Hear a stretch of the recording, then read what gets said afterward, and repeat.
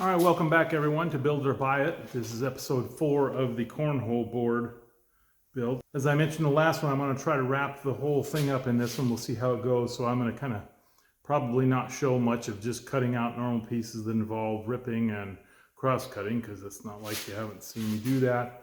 So I'll try to show you some of the stuff that's maybe a little bit different. The first thing, I did get the cross members glued in. I got the top set down in there. They're just set in there. Dry. They're proud by just, you can barely catch it with your nail. So that'll let me do a little bit of sanding, and then it'll make a nice flat plane for the skin to attach to. So one thing I was a little worried about was the holes for the cornhole bags themselves. It would just be the MDF. MDF is a nice substrate for lots of different things, other than it's not the toughest. And I was a little worried about, I guess, what would be the end grain once the hole is drilled, what the end grain exposed all the time. Even if I put some finish on that, it might wear over time.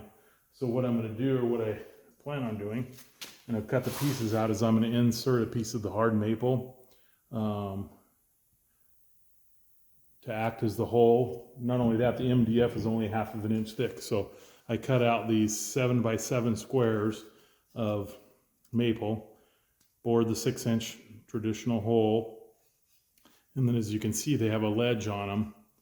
So that ledge is the exact width of the MDF. So I will make a square hole in the MDF. You can see here, probably should be able to line drawn out. And then this will come in from the bottom, the underside of the MDF. I'll get the glue surface all along here, and then it'll clamp up tight, and that way you'll have the end grain will be maple that the hole goes through. And then same thing, I cut that rabbet out to where just this ever so slightly proud of the MDF, and that way I can sand it a little bit to make it match.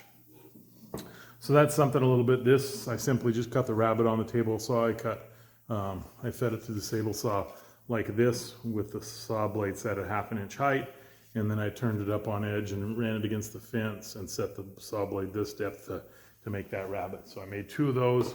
So the next thing I'm going to do is, I want to have that, even though it'll get covered up with the skin.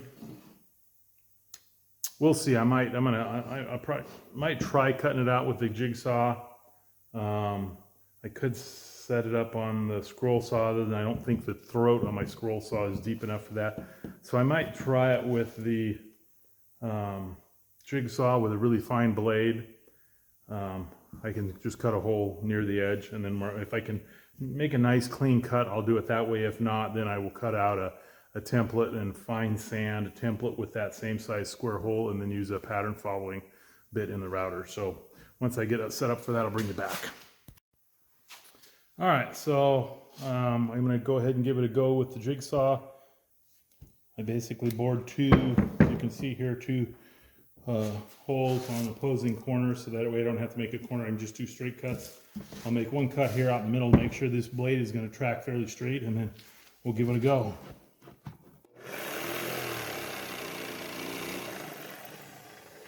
Yep, that's a nice sharp blade, so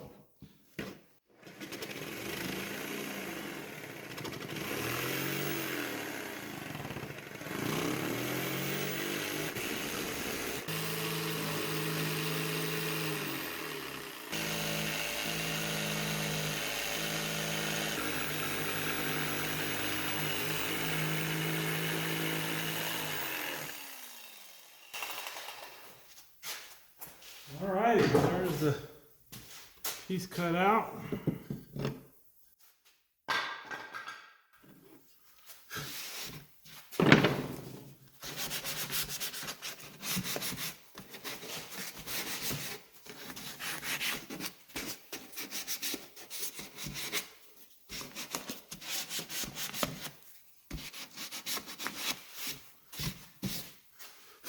Let's see if the piece fits in there.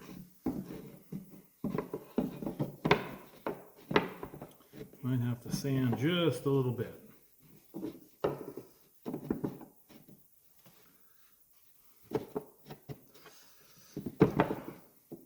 Yep, it's a little long just on one axis. The other way, it looks like it's going to probably fit. So I'll grab a file, do some sanding, and then show you that fit. All right, let's take a look at that.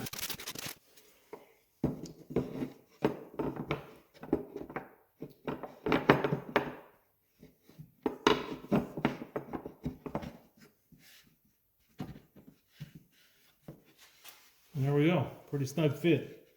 No glue on that, it just held itself in there.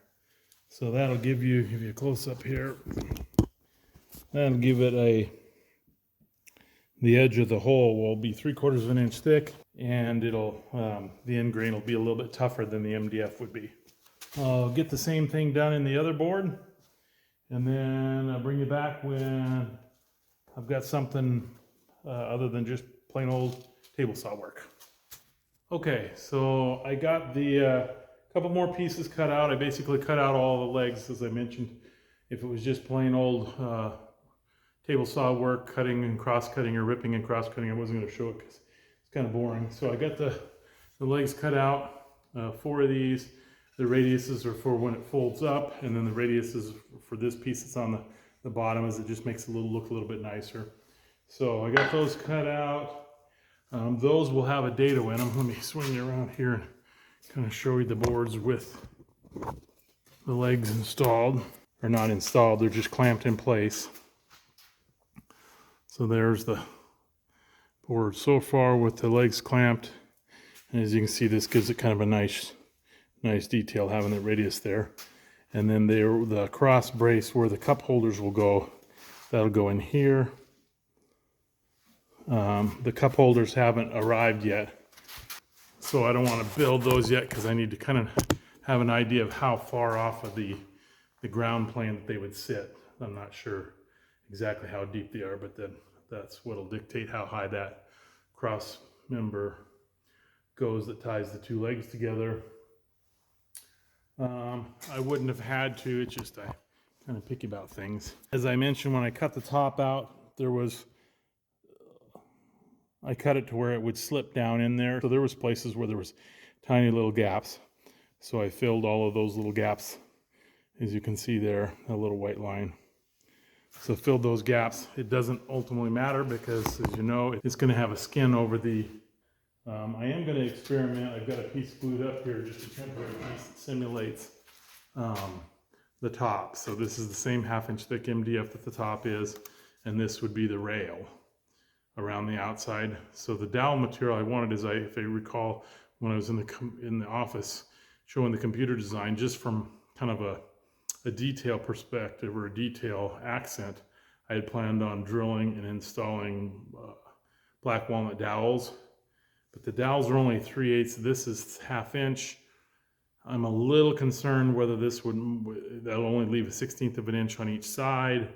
So I'm a little concerned how that will go, whether this MDF will potentially blow out. So before I try it on one of the boards and potentially ruin them, I've glued this piece up. And I can try 3 or 4 holes in that just to make sure that I can indeed do those without it hurting the MDF. And it has a little bit of a functionality. It indeed will tie it together, but I'll probably only run the dowels maybe 1/4 or 3/8 of an inch into the MDF. So it's not like I have to drill a really deep hole. And I'll use the floor drill press for that. I'll clamp a big fence on the table so I can indeed hold the whole thing up sideways nice and square. And so anyway, we'll see how that goes. I might, if I decide to do that, I'll show you that. Okay, so one of the next things to do, we didn't talk about, and I'll kind of show that because we haven't really done it before, though it's not a super complicated thing, is I need to cut a couple dados on the legs for that spreader bar that goes in between that has the 2 cup holders in them. Instead of just butt joining those in, I'm going to recess those in a dado so it'll be a little bit stronger joint. So I'll hang it down here. I've got the table saw set up for that. I've got a dado stack in there, a stop block on the fence. So I made the first cut pass through, which I probably could have put enough of a dado stack to come up with exactly the correct 3/4 inch width dado. but I like to be able to sneak up on it and have it as snug as possible. So there's about a 1/2 inch worth of dado stack in there, and then I'll shift over about 1/4 inch. So I made that first pass, and then on a scrap piece, I ran it through, scooted the fence over until I got the fit I like. So I'll run both legs through the second time, and then show you how the dados fit together.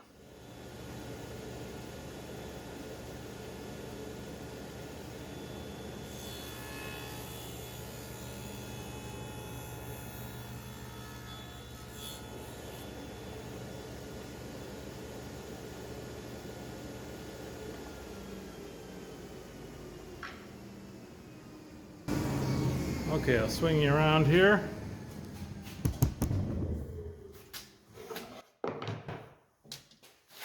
So these are the pieces that the cup holders will go in. They're just rough cut to width and length because I wanted to be able to cut the length based on kind of an assembly after these are glued up. So because the dados are now cut, I can measure where I'm at. So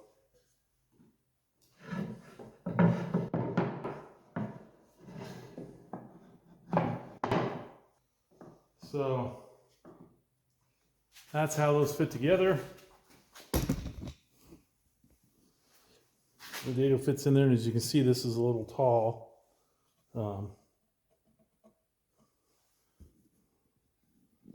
So as I mentioned, I didn't cut those to width. So now that, or cut them to width or length, now that I know what the setup is, I will work on getting those cut to exact width and length. It's just a 45 miter on there. And then I'm going to machine out some small up here at this end where they attach to the cornhole boards themselves. Instead of letting the wood rub against the wood, I'm going to machine out a small piece of like a Delrin or a nylon washer. Okay, so I've got most of the pieces cut and kind of a dry fit up or a mock up here. I'll swing you over. For now, I just drilled it's right at about 1/8 of an inch hole that I could put some finished nails in to down here, in essence, where the bolts will go through, so that this can swing. So I made sure that was all going to be fine, which it was. And ultimately, I wanted the leg assembly to be as snug as possible without binding up, which is one more reason why I'm using the nylon or the Delrin washers. So it was easier to get everything cut, mocked up, and then measure the gap that was left, and then I'll divide that by 2 and make the washers. So basically what you probably can see here is this space right here. Everything is clamped up tight as if it was glued up. That far side is clamped, and the total distance gap here left over is about 400 thousandths of an inch. So I'll make 2 Delrin spacers, 200 thousandths each, one on each side, and that'll split that difference. So that'll allow it to be pretty snug, but yet not bind. I was debating how I would attach it. I was thinking originally of some carriage bolts that would go through from the outside. The head of the carriage bolt would be on this side with a nylock nut on the other side, so it wouldn't loosen. But what I might do, because I could always change it later, but what I think I'm going to do is probably put a T-nut down here on the inside, and then come from the outside and use I'll show you here. These are 1/4 inch. I think I'm going to go with 5/16. Then you'd have one of these knobs on the outside. That way, when the legs are folded out, they're splayed forward enough that, change your angle here, that even I think when you're playing, it's not like they're going to move around because they're going to be constantly trying to push up against the stop. But I thought it'd be a little bit more stable if you could go ahead, if you use these kinds of knobs, you could tighten them down and clamp it down. The same thing then when the legs are folded away. I was going to use a magnet to hold them in the stowed position, but if I do go with this type of affair, you could just cinch those down and that would hold them in the stowed position. So I'm going to get over the lathe. I'll probably bring you over there for that. You see. Okay, so I've got a piece of, it was actually some UHMW I have chucked up in the lathe. I'll tip you down here. And I already took a facing cut on it. As I mentioned, I'm going to use a 5/8. One way or the other, I'll either use a 5/16 carriage bolt or a thumb wheel screw. So I took a facing cut already. I'm going to drill a 5/8 hole or a 5/16 hole. I'm going to make all 4, so each one's 200 thousandths. So roughly I've got to go about an inch deep or so. I've got a lot of stick out here, and plastic isn't super rigid, so I'll take it really slow. Once I get the hole made, then I can put a center in it, and that'll help stabilize it for the OD turning.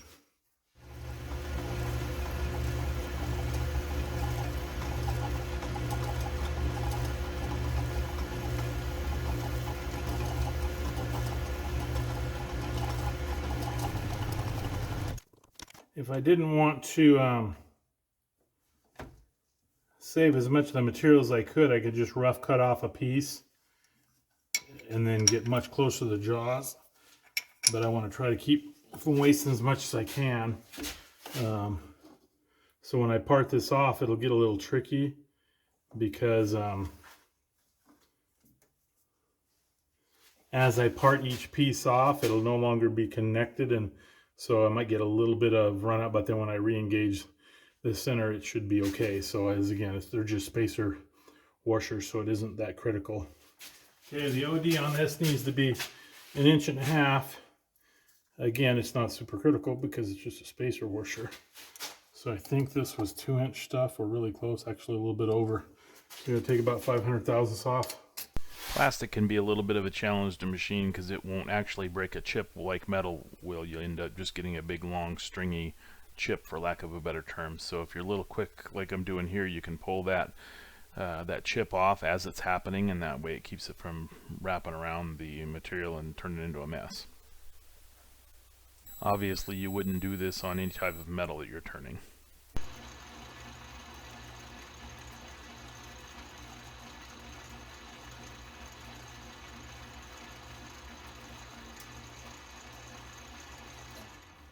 Okay, this is the final cut, and then we'll get set up to part them off.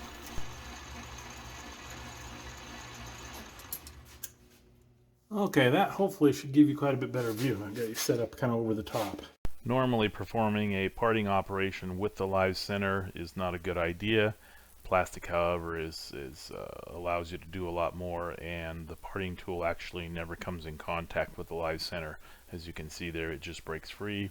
I'll back the live center away, remove the piece, re-engage the center, move my carriage over the next 200 thousandths, and then make the next cut.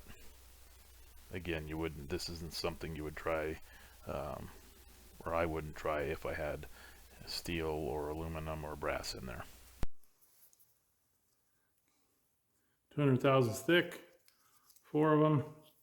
Again, I'll deburr when the parting tool goes through. It leaves that last little bit it's easy to deburr or break off. So those are done. We are getting very close to being done with everything. I can't remember if I talked about it. I know I talked about wanting to drill those holes for the 3/8 dowel to give it kind of a highlight or an accent feature.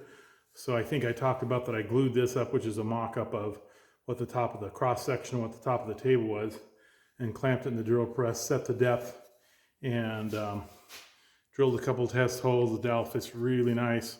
It didn't bother the MDF. There's a 1/16 of an inch on each side. You can kind of see there the pencil line, maybe. There's a 1/16 of an inch clearance, and it was dead center, so it didn't bother the MDF on either side at all. And so I think I will go ahead and do those. Okay, this morning I'm working on drilling those holes for the accent pins along the sides, so I thought I'd swing you around here, give you a little bit of footage of that, and show you my setup. Basically, I lowered the drill press table all the way down. I've got an angle plate down here, basically made out of MDF, glued up with some gussets in it. That gives it just a little bit of stability. It holds it a little more square. And that angle plate is set at a distance that puts the bit the correct 1/16 of an inch from the back. There is a little bit of flay, so as I get close to the drill bit engaging, I can flex the board a little bit if need be to get that extra 1/16 of an inch. But so for the most part, I've been able to just drill straight where it's lined up at. So I'll do a few holes here on camera and then go on to the next step.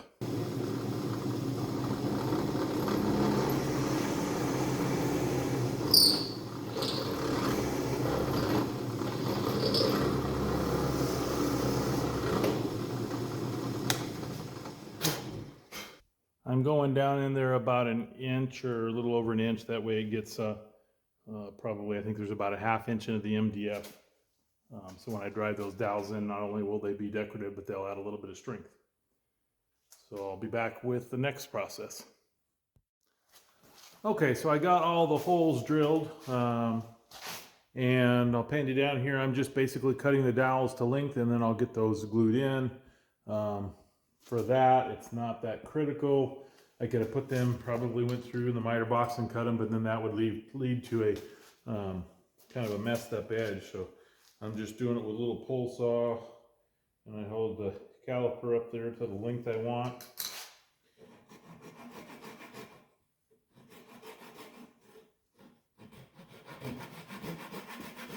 And it doesn't take long at all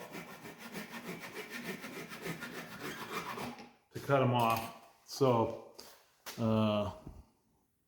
I cut one and glued it in last night and sanded it down. I'll show you that. It looks nice.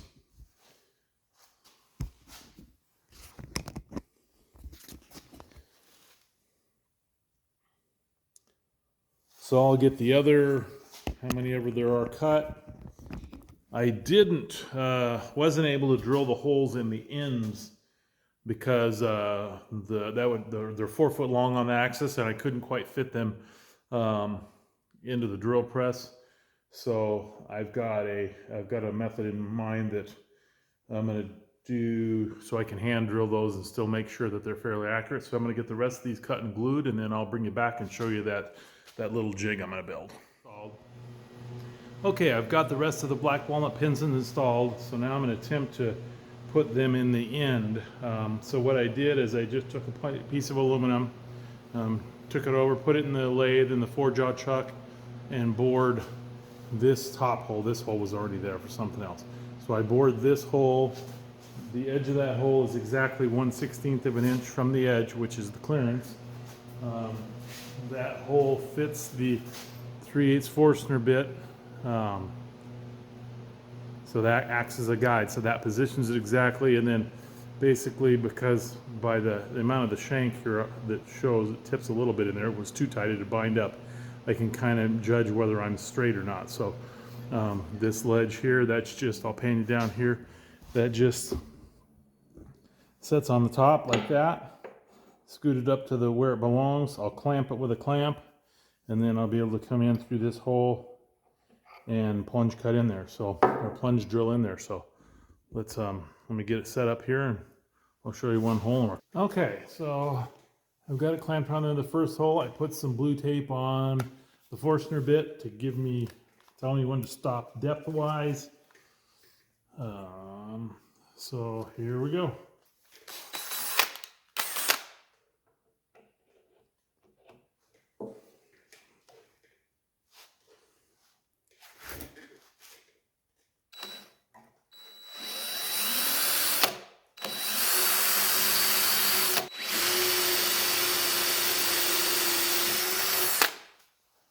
All right, there's one done. Let's pull that bit's a little dull after doing as many as I did. That worked good. I'm just feeling on the other side. There's no distortion on the MDF at all. Perfect. So that's gonna work. I'm gonna try to knock the other, there's a total of 16 of them. I'm gonna try to knock the other 15 out without any boo-boos, and I'll bring you back. Okay, so I'm right at about a half an hour on this episode, and as I mentioned, I wanted to try to basically finish this project up and get it in this episode. I got really, really close. I'll pan you down here in a second. So there will be one final episode, but it'll probably be pretty short because all that will be left in that episode is I'll put the skin on and probably show that, installing that, and then give you a cost wrap up. Other than that, all of the milling is done that you've seen previously in this episode.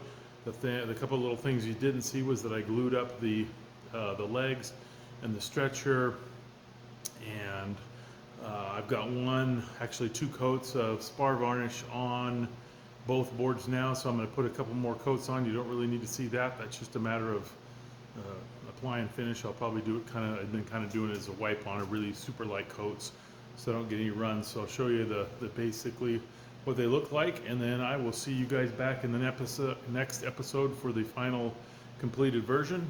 Thanks for watching. So here's how it looks. If it looks a little mottled here on the top, it's just because of the way the spar varnish dries on that MDF. Here's the cup holders. They just fit in those spots right there. As I mentioned, I did decide to go with, right here, I went with the nice plastic knobs that you can just tighten down. So I'll flip it over here and you can kind of see how those work out.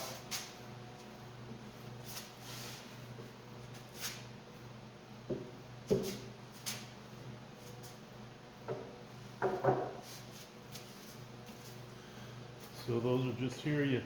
With them locked down, this is really stable, so you just break them loose a little bit. And you can fold it over to the stowed position, snug them back down. And then once I'm totally complete, I'll figure out the balance point and add those handles that I showed you. So anyway, I'll get these last couple coats of finish put on, and we'll see you hopefully back in a week. Thanks.